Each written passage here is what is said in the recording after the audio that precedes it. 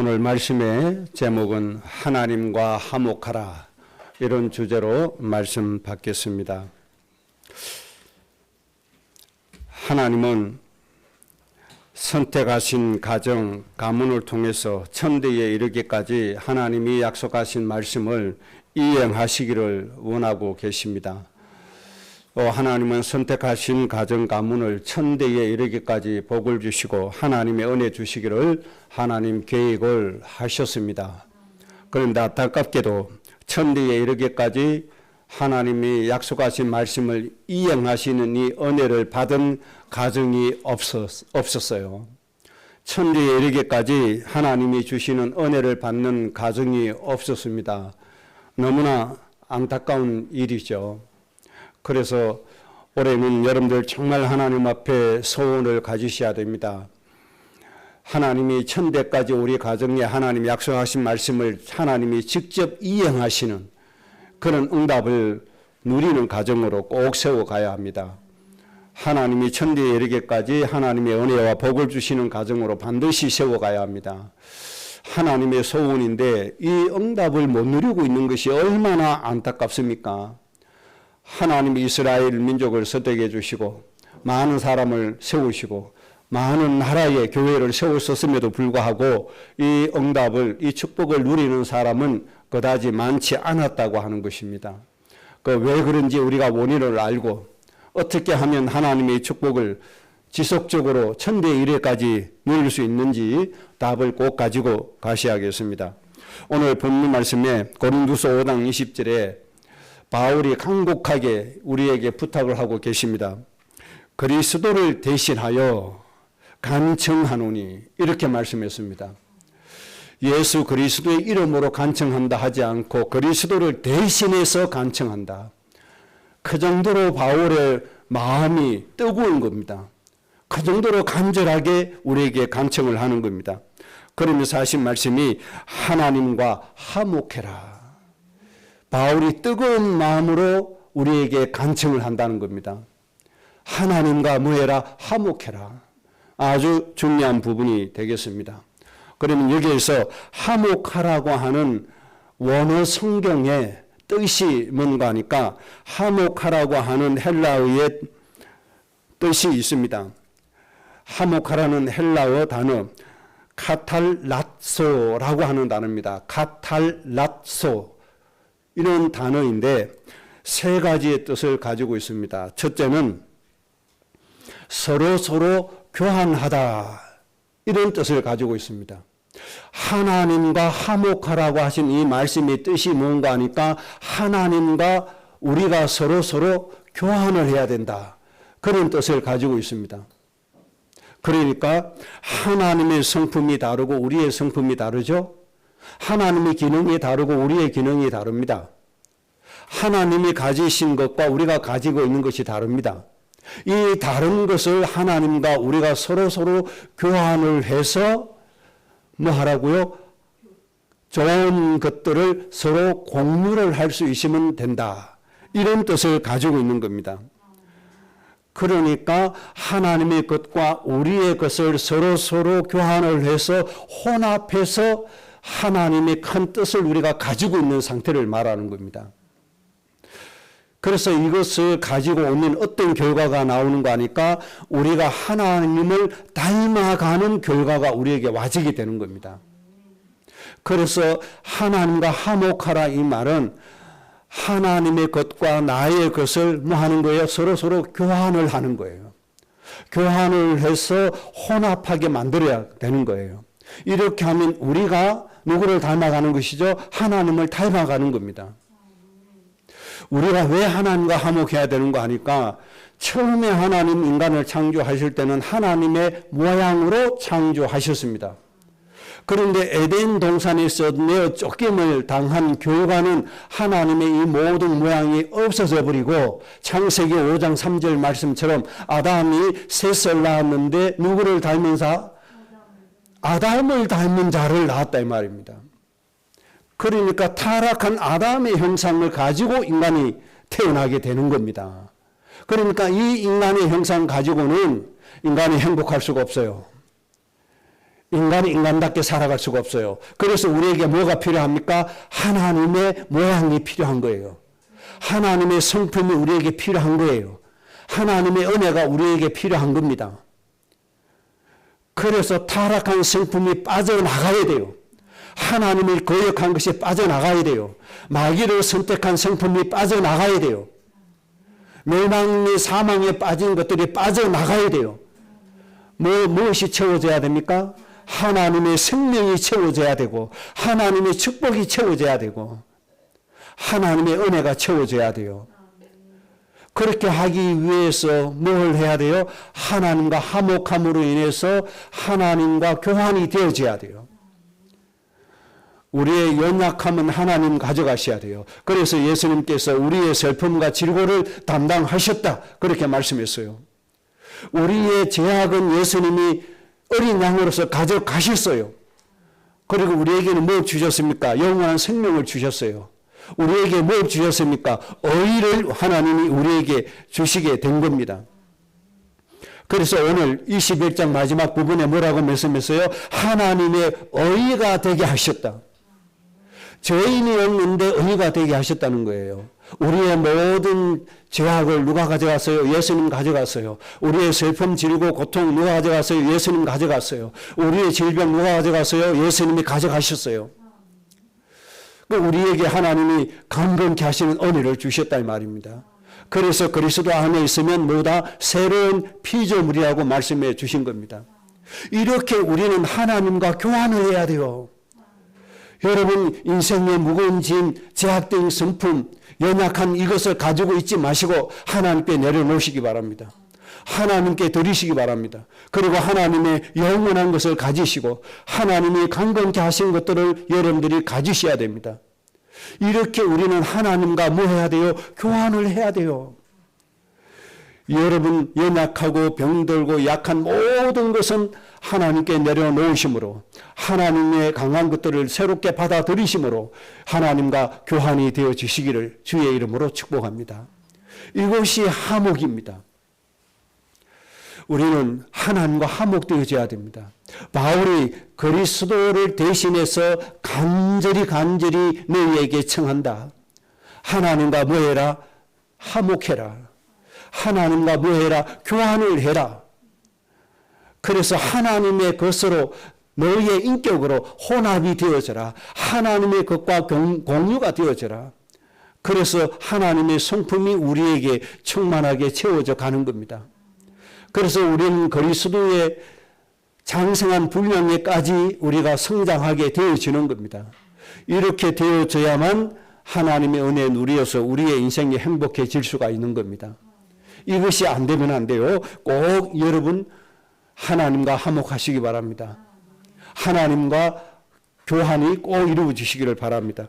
그 다음에 두 번째, 이 카탈라소라고 하는 뜻이 가지고 있는 뜻은 사랑으로 받아들이다, 이런 뜻을 가지고 있습니다. 여러분 하나님을 정말 여러분들 사랑하시기 바랍니다. 하나님은 우리를 사랑하시는 게 변함이 없어요. 문제는 하나님이 일방적으로 우리를 사랑하시는 게 이게 문제입니다.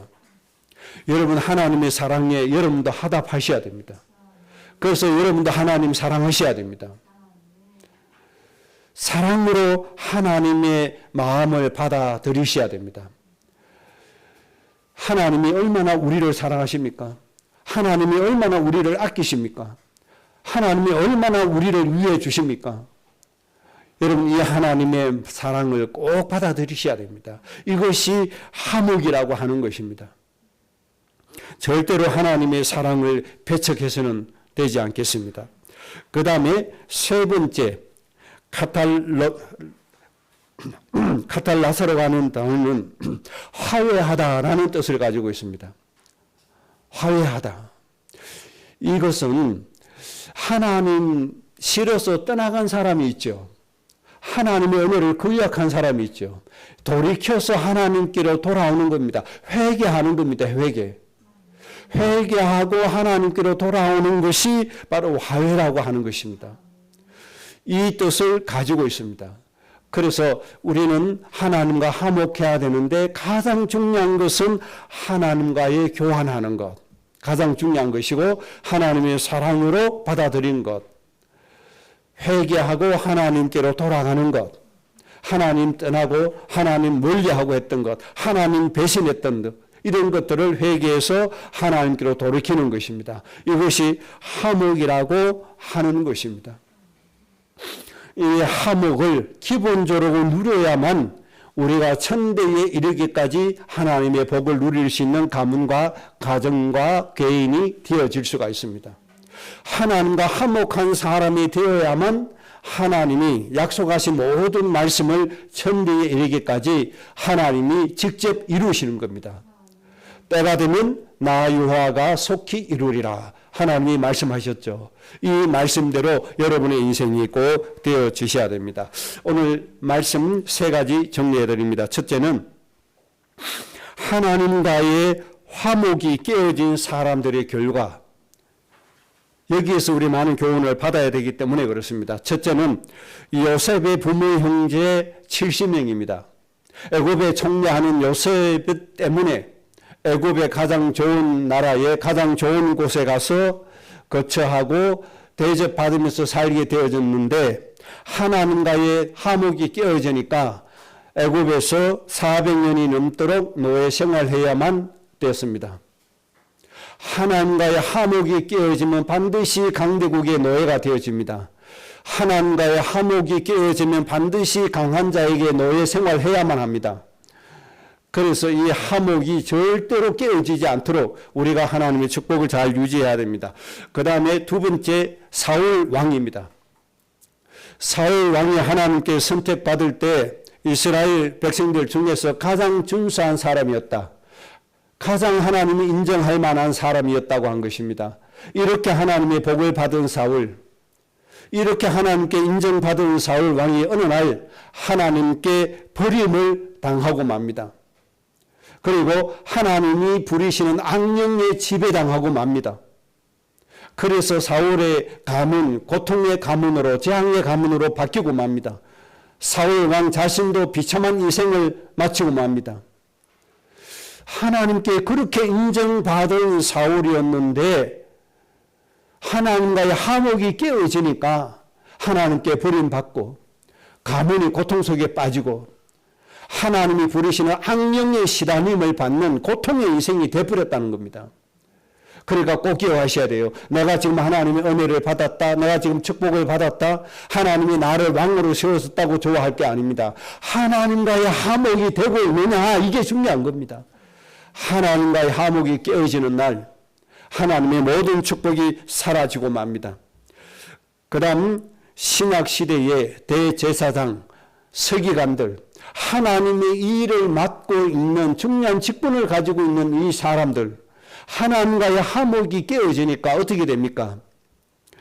오히려 무지와 악행으로 하나님께 버림받는 그런 사람들이 되고 말았습니다. 제사장들은 백성을 대신해서 하나님께 예배하고 백성들을 축복되게 하는 직분을 가진 사람들입니다. 이런 사람들이 예수님을 알지 못하는 무지에 빠졌어요. 서기관들은 하나님의 말씀을 기록해 두는 일을 하는 사람들입니다. 그런데 하나님의 가장 중요한 말씀을 다 놓쳐버리고 말았어요. 성경의 모든 핵심은 예수님에 대한 기록입니다. 그런데 이 예수님을 깨닫지를 못했어요. 이 예수님을 배척했어요. 이 예수님을 십자가에 못 박아버리고 맙니다. 하나님과의 화목이 깨어지니까 정말 중요한 하나님의 말씀도 깨닫지를 못하는 거예요. 그러면서 자기들이 아는 성경이 전부 다라고 착각하고 살아가는 겁니다. 오늘날 이런 사람들이 세상에 얼마나 많은지 몰라요. 정말 하나님의 말씀을 멸시하면서 자기들이 진짜 성경이라고 주장하는 사람들이 얼마나 많은지 모릅니다. 대부분 교회가 그렇게 가고 있습니다. 하나님과의 화목 깨어지면 영적인 무지 가운데 빠집니다. 오히려 하나님 예수님을 십자가에 못 박아버리는 악행을 저지르고 맙니다. 오히려 하나님의 일을 막아버리는 일을 저지르고 있습니다. 오늘날 하나님의 일을 가장 많이 가로막고 있는 사람들이 누군지 압니까? 바로 교회입니다. 교회들이 하나님의 일을 가장 많이 방해하고 있습니다. 오늘날 누가 하나님의 일을 가장 많이 방해하는지 압니까? 목사들이 가장 하나님의 일을 방해하고 있습니다. 하나님과의 화목이 깨어지면 거짓을 하는 겁니다. 그래서 하나님과의 화목이 얼마나 중요한 것인가를 알아야 합니다. 예루살렘 교회, 하나님과의 화목이 깨어지니까 예루살렘 교회의 목적은 뭡니까? 오로지 경제입니다. 오로지 돈입니다. 오로지 부축적하는 겁니다. 이것이 복이라고 착각할 정도입니다. 오늘날 교회의 모습이 아닌지 모르겠습니다. 오로지 예수 믿고 부자 되는 거. 예루살렘 교회, 예수님이 돌 위에 돌 하나 남지 않을 것이라고 예수님이 저주하셨습니다. 가나안 땅을 정복한 12지파들의 만행, 그 땅에 있는 우상을 따라 섬기기 시작합니다. 계속 하나님을 거역합니다. 계속 더러운 귀신을 섬깁니다. 하나님 앞에 계속 심판을 당하고 맙니다. 천대에 이르기까지 복을 받아서 모든 민족을 복되게 해야 할 이 선택받은 사람들이 하나님의 징계 속에 심판 속에 살아가야 되는, 이게 얼마나 역설적입니까? 이게 얼마나 안타까운 일입니까? 우리는 하나님과의 이 화목, 이 축복이 얼마나 중요한 것을 깨달아야 됩니다. 그래서 바울이 그리스도를 대신하여 간청하니 하나님과 제발 화목해라, 그렇게 간곡하게 부탁하고 있는 겁니다. 두 번째 내용을 정리해 드립니다. 하나님과 화목하기 위해서 어떻게 해야 하는가, 우리가 잘 정리해야 됩니다. 하나님과 화목하기 위해서 절대로 되지 않아야 될 그 상황이 있습니다. 첫째는 하나님과 원수가 되지 말아야 합니다. 하나님과 원수가 되면 모든 하나님과의 관계는 다 깨어지고 맙니다. 로마서 8장 6절에 있는 말씀처럼 육신의 생각은 사망이요, 육신의 생각은 하나님과 원수가 된다고 말씀했습니다. 창세기 6장에 하나님의 백성들이 왜 하나님의 대재앙으로 인하여 멸망돼야 됩니까? 그 당시에 있는 모든 백성들이 하나님의 재앙으로 진멸당하였습니다. 왜 그렇게 되었습니까? 하나님의 백성들이 육신이 되었기 때문에 그렇게 된 겁니다. 육신이 되면 하나님과 원수가 됩니다. 하나님과 원수가 되면 축복이 저주로 바뀌게 됩니다. 하나님께 버림을 받게 되어집니다. 그래서 우리는 가장 먼저 힘쓰고 애써야 될 게 뭡니까? 영적인 사람이 되어야 됩니다. 영을 따르는 사람이 되어져야 됩니다. 내가 오늘 하루를 보내면서 육적인 사람이 되지 않았나? 육을 위한 사람이 되지 않았나? 행여나 하나님과 원수가 되지 않았나? 매일매일 점검해야 됩니다. 하나님께서 인정하시는 사람이 되어야만 됩니다. 이삭이 자기 육신의 좋은 것만 구하다가 그 가정이 참 어려운 가정이 되었습니다. 두 형제가 서로 썩이고 죽이고자 하는 이런 살기가 등등하는 가문이 되고 말았습니다. 이삭이 원한 건 뭡니까? 하나님께서 주신 이 영적인 축복, 천하 만민을 복되게 하는 이 축복은 접어놓고 자기 육신이 좋아하는 별미 타령하다가 그 가정이 고통 속에 빠지고 맙니다. 내가 좋아하는 별미, 내 육신이 좋아하는 것, 내 육신이 즐기는 것, 이거 쫓아가다가 하나님의 모든 축복이 다 끊어지고 맙니다. 마귀의 속성이 그 가정을 지배하고 맙니다. 그래서 우리가 늘 생각해야 됩니다. 하나님과 원수가 되지 않도록 해야 됩니다. 하나님과 원수가 되면 하나님과의 화목은 다 깨어져 버리고 하나님의 축복은 사라지고 하나님께 버림받고 하나님이 부리는 악령에 시달리게 된다는 사실을 꼭 기억을 하셔야 됩니다. 자, 그 다음에 두 번째, 우리가 힘써야 될 겁니다. 하나님과 화목하기 위해서 첫째는 원수가 되지 말아야 되고, 두 번째는 하나님의 뜻을 이룰 자가 되도록 힘을 써야 됩니다. 하나님의 뜻을 이룰 자가 되어져야 됩니다. 어떤 사람이 되어야 됩니까? 다윗처럼 때로는 실수할 수가 있습니다. 때로는 범죄할 수도 있습니다. 그러나 다윗의 중심은 하나님께서 보실 때 하나님의 뜻을 이룰 자라고 인정받을 정도로 다윗의 마음 중심은 하나님의 뜻을 이룰 자였습니다. 그래서 하나님께서 다윗을 보니까 내 마음에 합한 자였다, 이렇게 말씀했습니다. 여러분, 하나님의 마음에 합한 자 꼭 되시기 바랍니다. 하나님의 뜻을 이룰 중심이 마음속에 있어져야 됩니다. 요한복음 6장 38절, 예수님께서도 이렇게 말씀했습니다. 내가 하늘에서 내려온 것은 내 뜻을 행하려 함이 아니요 나를 보내신 이의 뜻을 행하려 함이다. 예수님의 목적은 오로지 한 가지입니다. 하나님의 뜻을 이루기 위함입니다. 여러분이 마음의 뜻이 이렇게 되어져야 됩니다. 그러면 하나님의 뜻을 이루기 위해서 어떤 삶의 방식을 가져야 되느냐? 이 원리를 꼭 가져야 됩니다. 고린도전서 10장 31절에 그런즉 너희는 먹든지 마시든지 무엇을 하든지 다 하나님의 영광을 위해서 해라, 이렇게 말씀했습니다. 우리의 인생의 목적은 하나님의 영광을 위한 것입니다. 그러면 그 방법이 뭡니까? 32절에 모든 사람에게 그치는 자가 되지 마라, 방해 주는 사람이 되지 말라.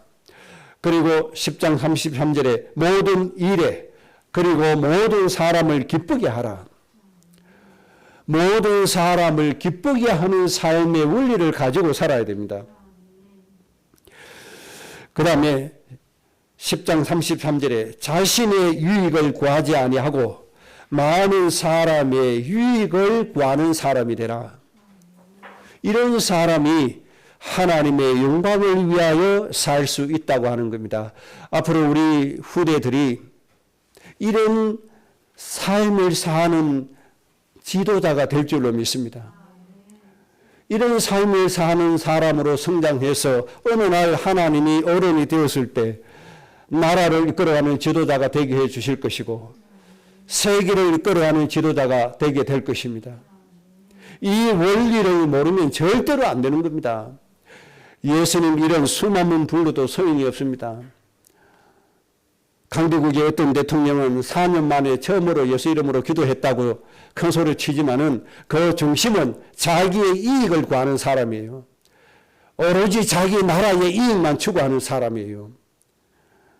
세계의 평화, 그거는 겉도로 붙지도 않아요. 어려운 나라의 입장 생각도 하지 않아요. 오로지 내 이익만 구하는 사람이 강대국의 지도자가 되었어요. 세계와 함께 힘을 합해서 세계의 공동체를 발전시키고 세계의 환경을 위해서 일하고 세계 평화를 위해서 하자, 이런 마음이 없어요. 너무너무 안타까운 거예요. 하나님의 이 원리가 없어요. 그리고 하나님 이름 불러요. 하나님의 화목이 없어요. 하나님의 성품이 없어요. 저 이방인을 사랑하시는 그 하나님의 성품이 없어요. 오로지 자기 나라들이에요. 그래서 오로지 뭡니까? 내 나라 이익을 위해서 다른 나라의 약점을 잡기 시작해요. 그래서 최근에 콕 집어서 한국 사람에 대해서 얘기했더군요. 성범죄의 그 어떤 물건을 한국 사람이 가지고 있어서 체포했다, 이거 발표를 했죠. 그 속셈이 있습니다. 왜 그런지 압니까? 한국과의 협상에서 우위를 점하려고 고짓을 하는 겁니다. 그 야박한 속셈을 모릅니까? 이런 지도자가 되면 안 되는 거예요. 모든 각 나라의 유익을 구해줄 수 있는 지도자가 서져야 된다 이 말입니다. 앞으로 하나님 우리 교회 후대들을 이런 지도자로 세워주실 겁니다. 모든 나라를 기쁘게 하고 모든 나라의 이익을 구하는 이런 지도자를 하나님이 세우기를 원하십니다. 여러분 자녀들이 이런 사람 되기를 하나님께 소원하시기 바랍니다. 이런 지도자가 세계를 살릴 수가 있어요. 우리나라 정치인들을 저는 한 사람도 인정 안 합니다. 여당, 야당 저는 인정하는 지도자 아무도 없습니다. 정치인들 전부 다 사악하게 자기 이익만 구하고 있습니다. 여당 국회의원들 더 싫어합니다. 나라가 어려운데 나서지 않습니다. 어떤 것이 내게 유익하나 이것만 찾고 있습니다. 아주 못된 것들입니다. 어떤 지도자는 자기 이익을 놓고 금융기관을 압박합니다. 저 신문사에는 광고 주지 마라. 권력을 가지고 있으니까 그 말 못 이기고 광고 다 끊어버립니다. 이게 대한민국의 정치 현실입니다. 하나님이 치유하실 때가 온 줄로 믿습니다. 이 대한민국의 이 못된 정치를 치유하는 길은 우리 후대들이 이 하나님의 마음을 가지고 일어서는 길밖에 없습니다. 그래서 참 지도자가 되어주는 겁니다. 그래서 대한민국뿐만 아니라 전 세계를 살려주고 전 세계 함께 행복하게 살아가는 세상을 만들어가는 겁니다. 이런 날이 반드시 올 줄로 믿습니다. 여러분 이런 지도자 세워지도록 기도하셔야 됩니다. 그래서 고린도전서 10장 24절에 누구든지 자기의 유익을 구하지 말고 남의 유익을 구하라. 여러분 공직자 또는 회사의 직원들 또 직장에서 어떤 일을 맡았든지 여러분 다른 사람의 유익을 위해서 일하시기 바랍니다. 내 이익을 위해서 하지 마세요. 다른 사람의 이익을 위해서 일하세요. 여기에 하나님의 모든 축복이 담기게 될 것입니다. 세상이 감당치 못하는 사람으로 또 축복으로 하나님이 채워주실 겁니다. 교회들도 이 말씀대로 하지 않습니다. 옆에 교회가 쓰러지든 말든 옆에 교회는 복음 없다. 우리에만 복음이 있다.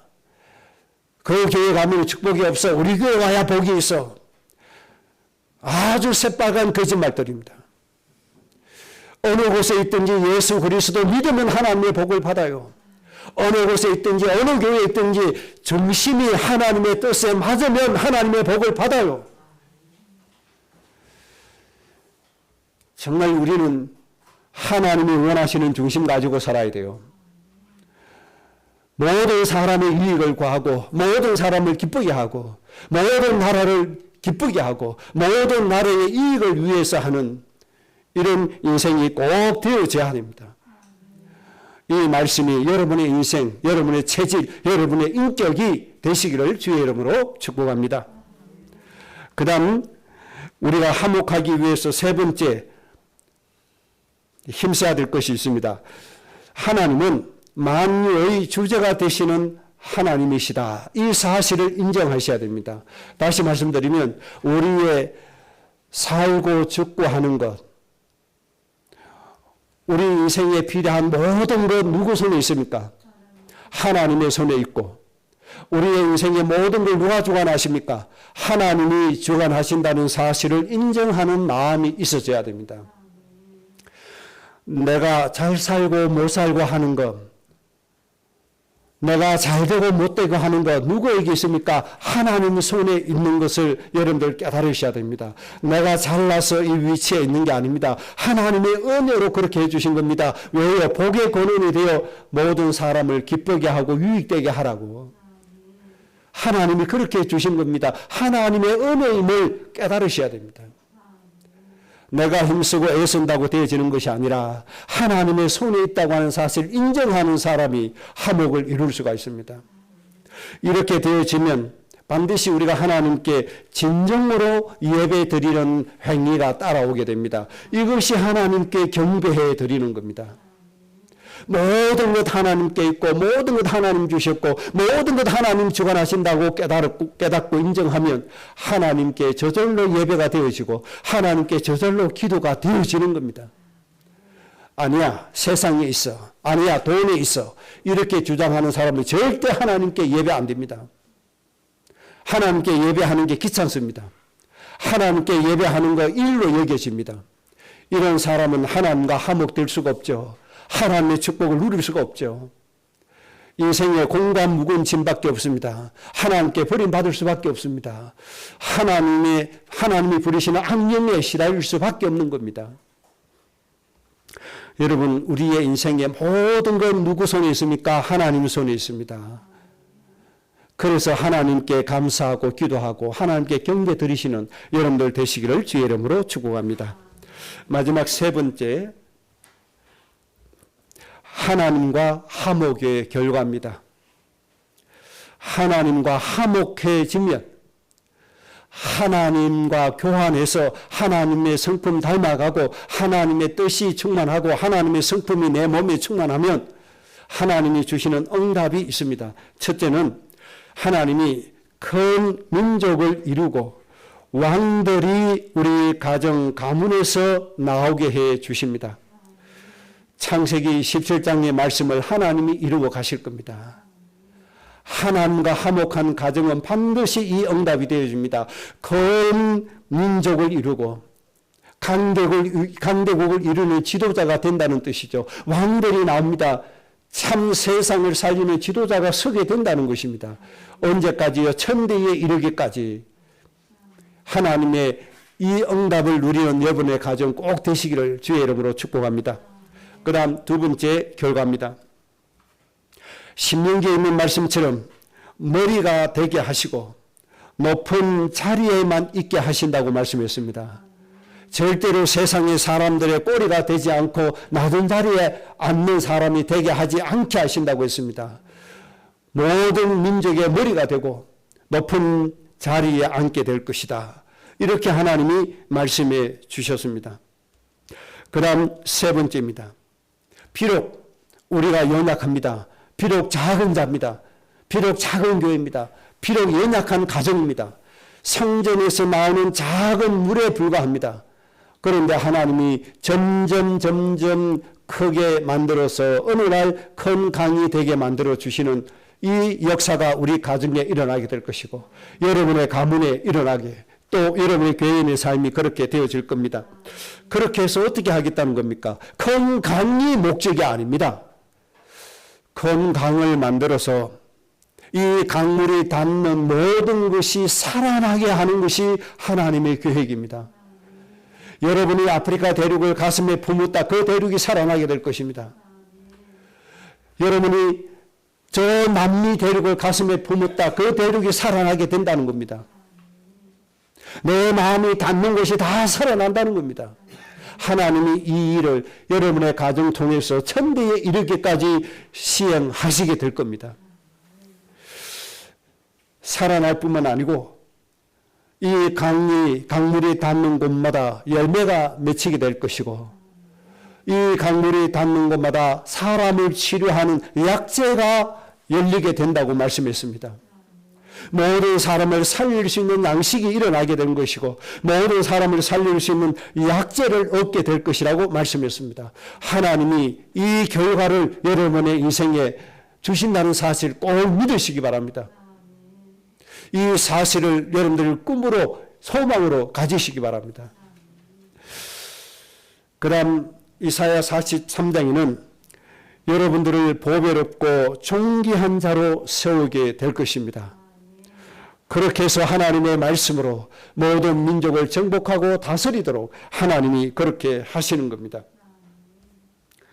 그리고 우리 교회 주제 성경 골로새서 2장 말씀처럼 세상의 통치자 권세들의 머리가 되게 하시는 날이 곧 다가오게 될 것입니다. 그때 우리 후대들 앞에 우리 가정 가문 앞에 세상의 저 완악한 통치자 권세들을 무력화시켜서 우리 앞에 그들을 부끄럽게 만들게 될 것입니다. 이때 우리 후대들 우리 가정 가문이 하나님의 말씀으로 온 세상에 생육시키고 온 세상에 하나님의 은혜가 하나님의 축복이 번성하게 만들고 충만하게 만들고 하나님의 말씀으로 정복하고 다스려서 온 세상의 영혼들이 하나님께 예배하고 하나님께 찬송하며 온 세상의 한 가족처럼 서로 섬기고 사랑하고 위하는 이 세상이 될 줄로 믿습니다. 여기에 쓰임받는 여러분의 자신들이 꼭 될 줄로 믿습니다. 이 축복이 어디에서 와요? 하나님과 화목할 때 이 축복이 와진다는 사실입니다. 그래서 하나님과 화목하라고 하는 뜻을 여러분들 가슴에 새기셔야 됩니다. 하나님과 교환 많이 하시기 바랍니다. 하나님과 교환이 많이 되어지면 되어질수록 하나님의 은혜가 차고 넘치게 될 것이고 우리는 더욱더 하나님을 닮아가게 될 것입니다. 결론입니다. 여러분의 가정의 가훈, 여러분의 가정, 여러분의 교훈의 소원이 무엇입니까? 올 한 해 동안 이 여러분의 가훈과 가정의 가훈과 여러분의 소원을 다시 정리하시고 정립하시고 하나님이 기뻐하시는 것이 되어주시기를 바랍니다. 가정순회 예배 때 여러분들이 받은 말씀 꼭 기억하셔야 됩니다. 하나님이 주신 우리 후대들이 말해야 될 예언 말씀, 후대들이 입으로 고백해야 됩니다. 우리 부모들이 가져줘야 될 꿈과 환상, 여러분을 꼭 가져주셔야 됩니다. 그것이 여러분의 가정과 인생과 가문을 천대에 이르기까지 말씀이 성취되어지는 응답을 하나님 이행시켜 주실 것이고 천대에 이르기까지 하나님의 은혜와 복을 받는 가정 인생 될 줄로 믿습니다. 이 말씀이 꼭 성취되기를 주의 이름으로 축복합니다. 합심으로 기도하겠습니다.